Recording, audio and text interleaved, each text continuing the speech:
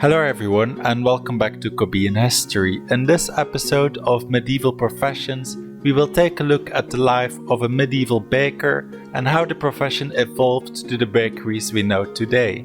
Bread has been a staple food for many cultures in various time periods and was already a well-established food product by the time the Middle Ages came about. And bread was the main, if not the only product medieval bakers would make.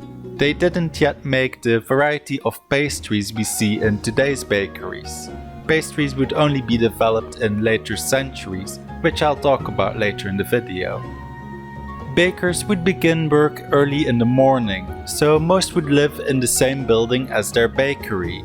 Most bakeries were located in the center of the town or village to make it accessible to as many people as possible. In some villages, local residents would also bring food to be cooked in the baker's oven, as their ovens were usually already hot or at least warming up. And the baker's oven was also bigger than the ovens that most people had.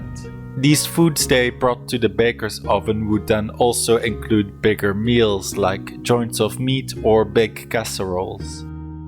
Mills were needed to turn the rough grain into flour, and the Domesday Book from 1086 shows water mills were a prime source of milling in England. But you also had other types of mills, such as windmills or smaller hand mills.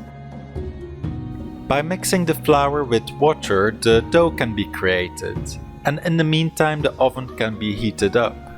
A fire is started inside the bread oven and is left to burn to heat up the stone which it's made of. When it was hot enough, the fire and ashes would be cleared out of the oven as quickly as possible, and then the baking goods could be put in, after which they covered the opening of the oven to retain as much of the heat inside it. The bread or other baked goods are then cooked by the residual heat that the stone absorbed from the fire. There were also bread ovens that had a compartment beneath it where a fire could be started to provide a constant heat to the oven above. The more modern saying of being upper crust to refer to the aristocracy actually comes from bread making. The lower crust of the bread would be covered with bits of wood and ash from the fire, and this resulted in it being dirty, whereas the top of the loaf would be left clean and seen as more superior. However, there is no hard evidence to support the origin of this saying, but historians collectively believe this to be the case. This is also the reason that people actually used to cut their loaf of bread horizontally instead of vertically like we tend to do now. The Worshipful Company of Bakers was formed in 1150. Guilds like this were formed by bakers to protect them from the jurisdiction of manorial barons, who ruled over the local court cases within their lands. Now that they had their own guild, if any bread or baker-related court cases came up, the guild could rule over them instead. From the Corporation of London, the guild also received the power to enforce regulations for baking, and the law noting down these regulations became known as the Assize of Bread and Ale, and it remained in force until 1815. The aim of this law was to regulate the weight and the prices of loaves of bread. If a baker broke this law, he could be pilloried and banned from baking for life. The location for the Guildhall of Bakers has remained the same since 1506, on Harp Lane, Billingsgate. It even contains its own courtroom where the trade-related misdemeanors could be tried. I'm going to take this next segment to talk about a baker's dozen. There is no official confirmed reason why a baker's dozen represents 13 opposed to the traditional 12 of a normal dozen. However, it is theorized that it is due to the bakers not having accurate measurement scales. The extra 13th loaf could be used by the bakers to slice off pieces to give to customers in case the customer bought a loaf that turned out smaller than expected. Because if bakers were found to be cheating their customers by selling undersized loaves, they would be subject to punishment, which could include floggings. So when the bakers were selling an undersized loaf, they could compensate for that by giving an extra piece of bread with it. Some bakers would still cheat, however, and others would take it even further by occasionally supplementing their bread with cheaper items such as sand. In 1307, the guild divided into the brown bakers and the white bakers.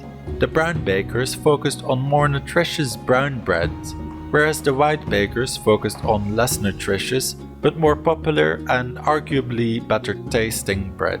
The white bakers were incorporated into the royal charter in 1509, whereas the brown bakers weren't incorporated until 1621.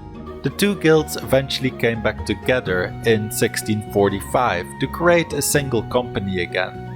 This company acquired a new charter in 1686, and they still operate under it to this day.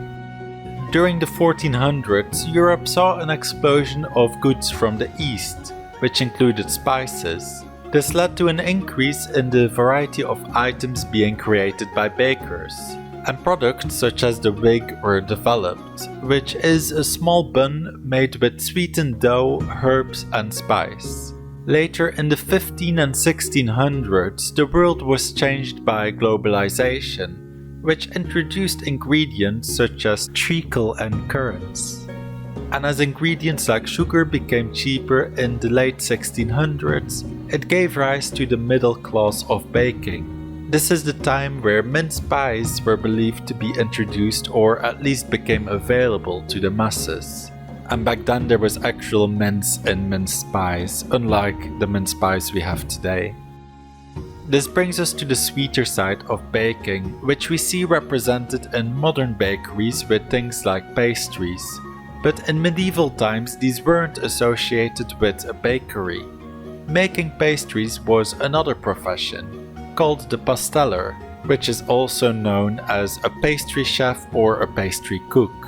In medieval times, pastry chefs cooked using shortening, which is any fat that is solid at room temperature, an example of which is butter, which helped to create stiff pastries. Making pastries would be more expensive, so you'd mostly see pastry chefs working for the nobility. The servants ate empty pastries called coffins, and it is believed that the egg yolk glaze that we still use today was created back then to add flavor to the otherwise bland pastry. It wasn't until the mid-1500s that proper pastry recipes began to appear. These were adapted and changed over time, which resulted in different countries having their own traditional pastries, such as the Portuguese pastel de nata, French croissant, Cornish pasty, apfelstrudel, and many more. Chocolate was later introduced into pastries as well when it was brought over by the Spanish and Portuguese from the New World. So that was my video about medieval bakers and pastry chefs. Let me know what you thought in the comments below, and if you want to see more videos like this one, you can click the Medieval Professions playlist on screen right now, or if you're interested in history as a whole, you can check out my channel to get a broader range of topics.